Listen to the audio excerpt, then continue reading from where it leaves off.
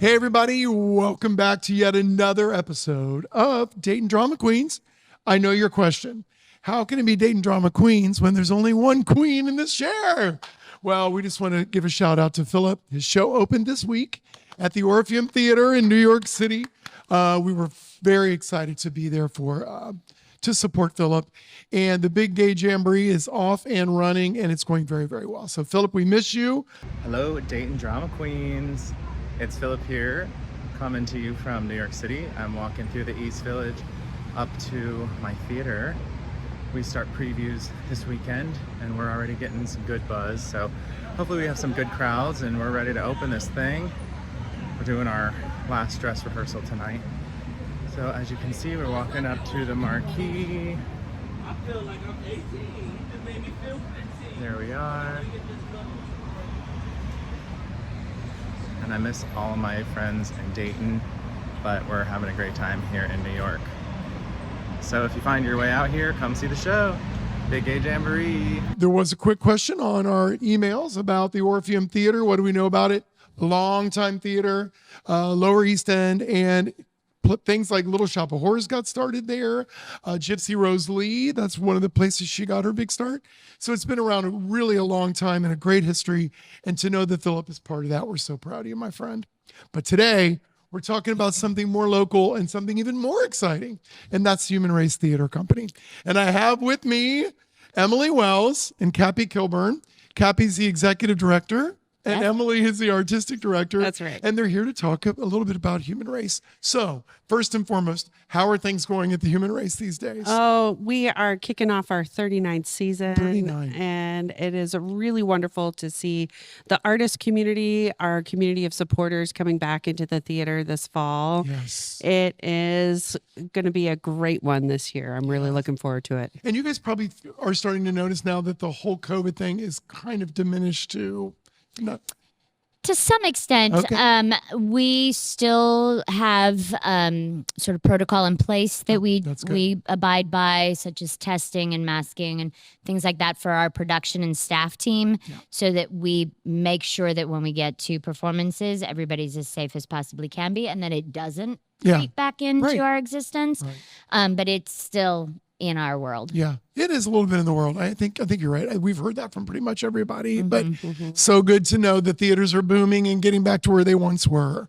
So what do you guys feel like the people of Dayton need to know about Human Race right now and what's going on with the season and all those good things? Oh my gosh, we have such a fun ride going through this season, starting with Miss Holmes and Ms. Watson, Apartment 2B. It's a feminist take on the Sherlock Holmes canon. So if you have watched Basil Rathbone back in Black and White days, or Robert Downey Jr., or Benedict Cumberbatch, who is one of my favorite Sherlocks ever. For sure. You're going to be in for a treat. And Holmes and Watson are played by two dynamic women in the cast. It's a small cast of 4.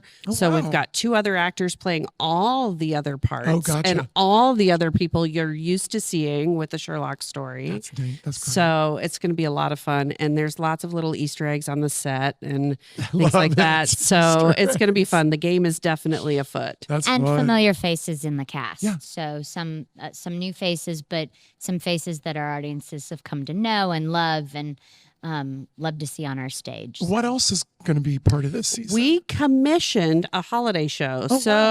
For the last couple of years, we've found our niche with adults only alternative holiday programming. Love that. So it's great for a night out with the friends, get some drinks in the lobby before the show, have a great time. This year we commissioned one because I was looking for another one to add to our series, and I was having a hard time finding one. So playwrights, pay attention. And we can commission one that is a 3-character sort of sex comedy. Oh, wow. So it's a lot of fun. Sharon, who is Frosty the Snowman's wife, she finds out that he's up to no good and shows up to the North Pole and hijinks ensue. So, it's going to be a wild night at the theater. That's fun. That's Yeah. really fun. So that's going to be great. Yeah. Then in February, we have a really thought-provoking drama called A Distinct Society. Okay. That's a new play set at a real place, which is a library on the U.S.-Canada border. So it's going to ask some really thought-provoking questions about the morality around borders and what that means, because it's two family members who are separated by this border, and this is the place that they use to meet. I see. It's about poignant. community and family and what that separation might mean. Okay. And the people who are working that place and what quandaries they face in the course of the play. So really, really interesting. And then, oh my gosh, so excited. The spring, it wouldn't be spring without Camelot. Oh, Camelot. Which we're affectionately calling Camelittle. Camelittle. Because it is a cast reduction of 8. So there's Guinevere and then everyone else around Guinevere, which is That's awesome. What a great little take on that. Yeah. David Lee, who was the showrunner on shows like Frasier and some of those real hot sitcoms in the day, has a long love of classic musical theater. And so I was fortunate to be able to work with him at the Pasadena Playhouse, and he would bring these gems with permission to sort of take a fresh look at them. And Camelot was one of them. And he looked at, we don't lose the specter or the magic of the story. We don't lose anything of that myth and legend and love triangle. But it's tightened. You don't lose any of the songs. So all of what we love about the piece is there, but it's tightened into this real crystal clear version of it. So we're thrilled to be able to bring it here. That's and so it amazing. suits our space so well too. Live music ensemble of about 6 musicians and everything like that. So we're really looking forward to doing that in May. And then our final show of the season, which has the most mystery with its visual artwork, because there is the specter of death in the artwork. Okay, yeah. But it's a comedy. It's a dark comedy. It's about a bunch of high school friends who are getting together for their 20th high school reunion and all that comes with it. Oh my gosh. The who did what, the who said what, and you weren't there for that, and all of that kind of stuff. Yeah, So and we've all lived, most of us have lived through these. yeah, that's right. That's right. And stopped going to reunions because of it. Exactly. So that's called The Comeuppance, and it's by Brandon Jacob Jenkins. Okay. And he just won the Tony and the Pulitzer Wow. for Appropriate, which was on Broadway this past season. That I've heard of, right? And he, I think, has also been tapped as the book writer for the new Prince musical. Oh, wow. Okay. So getting his Purple Rain on and whatnot. yeah. So I'm really excited for that show. This is what I think people love about the human race. You guys, it's like a spectrum of different kinds of things. You take risks. It's not all the standard fare. That's right. But there's always a little bit of something people are like, I do recognize a little bit of this one. Yep. So is that purposeful? Is that what you guys do when you put this all together? Absolutely. Absolutely. It takes me about 10 months to put a season together. I read a lot. Yeah. My artistic engagement committee reads about half to a third of what I read. Okay. So, and then we discuss them. We meet monthly and talk about the plays and how they might work together and what we might need to be addressing as a community right now. Yeah.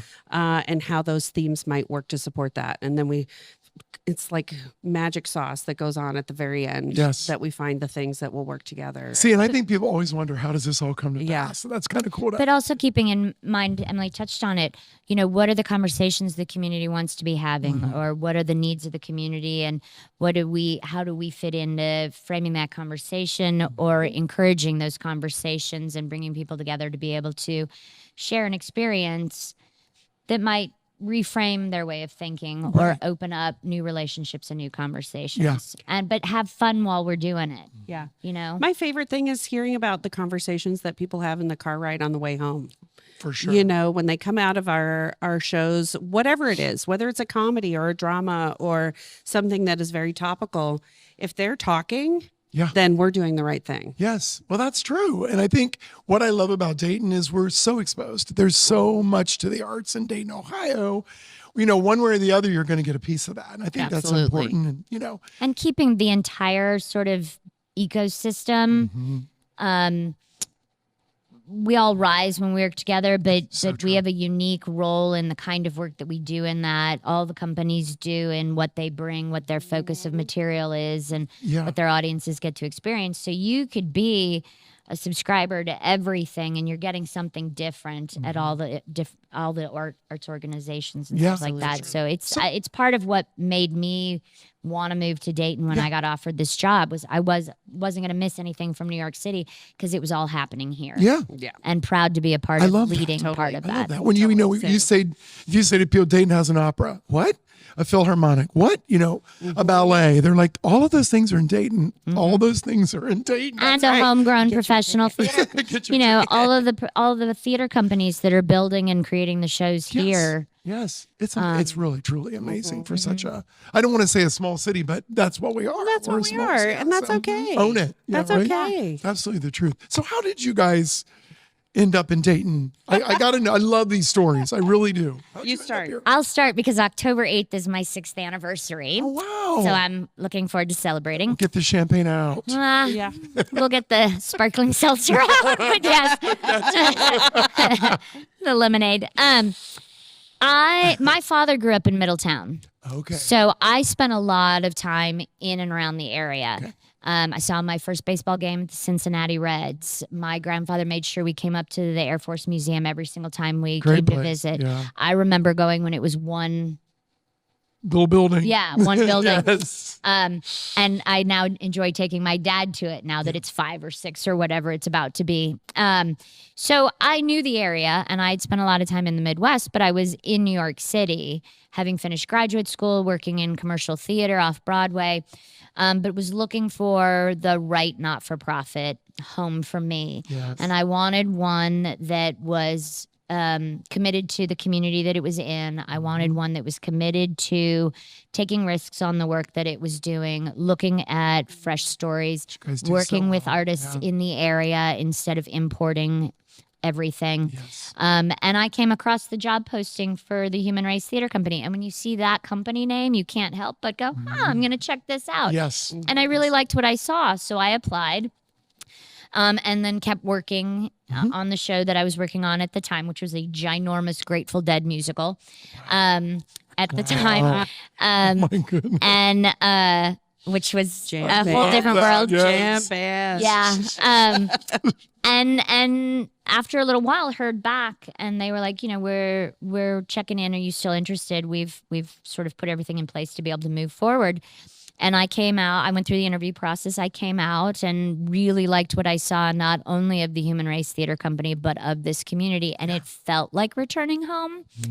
There's also the fun inside story that my dad happened to be out here the weekend before my final interview for his high school reunion because he comes back. Cracks me up. Yeah, he comes back every 5 years. He was out here last summer for his 65th high school reunion, and we all went down to Middletown for that.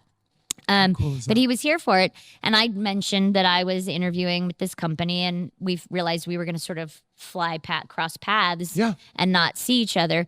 And after he went to the Air Force Museum and before he went in and checked in the hotel, he's like, I'm going to go check out this company that Kappy's been telling me about. And he put it in his little Garmin GPS on his Nokia flip phone and drove by, buzzed in. Somebody let him in. He gave himself a tour of the whole building, checked out the theater, and then wandered to the front offices on the 3rd floor. Yes. And there were 2 people in there. He didn't know who they were. And he stepped in the door and he said, hello. A young woman named Kappy Kilburn's coming in next week to interview. I am her father. Total Darth Vader, I am your father kind of moment. And then he sat down and chatted with him for like 15, 20 minutes. And then when he checked into the hotel, he called me and he's like, okay, you're going to love the people. You're going to love the theater. It's a great, beautiful space. It's really downtown. I think it's going to be fantastic. So knock it out of the park next week when you're out there. But he couldn't remember who he'd talked to. Oh. So when I arrived 3 days later for my interview, my first meeting was with the staff, and I was like, can somebody please tell me who my father introduced himself to? But it was sort of an icebreaker because the first question I got from everybody is, why would you leave New York City for Dayton? Yes. Right. And I to this day, I'm like, I get the question, but I want to be the one that goes, because Dayton's better. Yeah. Dayton's the best. Yeah. but being able to tell the story Yes. of my dad's visitation and my background with the community really helped sort of break that ice for people understanding that I would be able to adjust here and that I would be able to make this home and that I would become a Daytonian. And you've done it. And I've done You've it. done it. I mean, I feel like the community's really, truly embraced you, Kappy. I feel that way, and I'm really grateful for that. Because I think people, even like behind the scenes or those of us in other theater groups, you know, you guys have such a great reputation. Both of you. And I think Thank that's you. key to all of that. So, Emily, how did you get here? Oh my goodness. I got lucky. So had spent the bulk of my professional career as a freelancer. I lived in New York City for 10 years. I went to grad school, took myself to grad school and paid those dues. Yeah. And then freelanced around the country for another 10 years. Okay. My very first full-time job was after I had been freelancing for almost 25 years. And that was at Houston Grand Opera in Houston, Texas. Okay. And I was producing new opera, community programs related to the main stage stuff, doing digital opera before it became necessary during COVID. And all different kinds of programming. And I was ready to move on. Most of my projects had gone through their life cycle and were coming to an end. And there was some significant leadership changes that were happening. And I was like, okay, I feel like the time is right. Yeah. I've gotten out of this job what I set forth to do. And I thought my next step was going to be the associate artistic director coming back to my home medium of theater. Had a nice visit with my friends in Operaland, but was ready to come back to theater. And I thought for sure it was going to be associate artistic director, just based on my experience and time and all of those things. Then Kappy and I had met each other over 10 years ago In Los Angeles. At Directors Lab West, and had stayed sort of peripherally in contact over the last decade or so. And I saw that she posted the job for Kevin's replacement after his retirement. Kevin Moore, everyone. Kevin Moore. Legendary in Yes. Ohio. And I was like, I read the job description, and I don't know, I'm sure others have experienced this where you just get goosebumps and you feel like that's me. Yes. That to a They T. wrote, yes. They wrote To a that for T. me. They wrote that for me. Yep. So I reached out to Kappy and I said, hey, I think I might be who you're looking for. We had a casual conversation for like an hour where we just kind of caught up on what I had been doing and what she was looking for in a new artistic director. This was just coming out of the pandemic. We'd just gone back into production. Okay. Yep. And she invited me to apply, and so I did. And then ensued the longest 6-month wait of my life, with the exception of maybe having my daughter. I think it was waiting with that much anticipation. Pregnancy of the job. And finally, a couple days after Christmas, later that year, Kappy called and said, will you come with us to Dayton? And I was sitting in the parking lot of a laundromat. And I was like, now would be a really good time to call. helping my daughter learn how to ride her bike. And that's awesome. in Houston, of course, in December, it's like 75 degrees. And I know we talked about this in the original episode. It's all about connection and That's right. relationships, whatever. It is. It is. Well, and I was really thrilled with how it all worked out, and grateful to Kevin for his involvement in the process. And he and I had started talking about what he would like his retirement to look like and his transition to look like. So we were able to plan it around his schedule and make the process of the search and the offer work to fit in that, so that just like I was blessed to have 3 years with Kevin at my side to transition and pass that baton and the institutional knowledge and the community connections and all that to me, he was then able to give the rest of that season to Emily in the same way. And then we were able to celebrate him. And then the two of us, it's really generous rare. figuring it out, It's moving forward. really rare that an artistic leadership change goes as smoothly as this one did, because ego almost always gets in the way. I've Creatives, never we're seen it go creatives, this well before. And to have those 5 months with Kevin was really, really wonderful. Just to ask questions. And in fact, I have a question to ask him right now. So, Kevin, you'll see an email from me later. It's coming. But, just to have that resource and support network, and to demonstrate to the community that this transition has his support as well. Right. So I think that's been really special. And that's then enabled us to be able to look at what are the next, as we're starting our 39th season, what are the next 40 years for this organization, and set that path with the new leadership and move forward and plan accordingly, because everybody from the founding to the transition, did so much work to be able to enable this organization to do that. And so we're the organization and its leadership are on really solid footing right now to be able to plan for that. That's great. Next generation or that future. Right. That's what it's all about. That's right. Planting the seeds all the time. That's right. Yep. That's right. Yes. Well, you guys, listen, I just want to thank you both so much for being here. I know it goes quick. Our little 20 minutes segment. Oh my is kind of how gosh. it's over I know. before you know it. We also want to thank Square One Salon and Spa, who is our major sponsor. Yay! And my Dayton Drama. stylist. Yeah, look at all. Not the stylist today, but my haircut. I clipped it. Sorry. Anyway, make sure you go to Dayton Drama Queens at gmail.com if you have questions or anything else. Kappy, Emily, they're on their way with Human Race Theater. Thank you all so much for joining us. Thanks, Yeah, Josh. Check us out. It's been so much fun. We'll see you again. Bye. Bye-bye. Bye.